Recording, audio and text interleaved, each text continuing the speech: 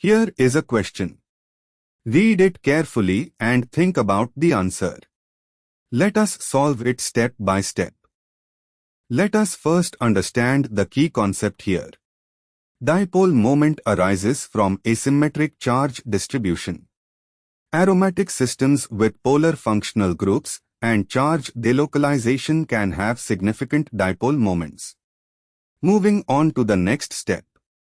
Benzene is a symmetric, nonpolar molecule with zero dipole moment. Naphthalene is also symmetric and nonpolar with zero dipole moment. Moving on to the next step. Both structures appear to be cyclopropanone derivatives bearing to phenyl groups. Option C is 2,3-diphenylcyclopropanone.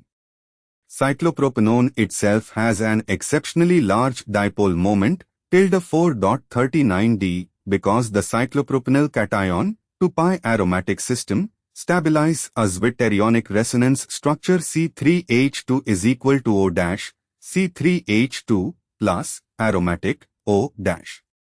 This aromatic stabilization of the positive charge on the three-membered ring greatly enhances the C is equal to O dipole.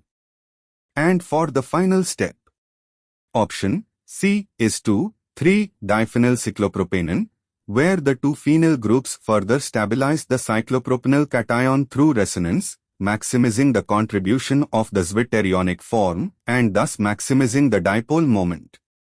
Option D appears structurally similar, but the connectivity or substitution pattern provides less effective resonance stabilization compared to C.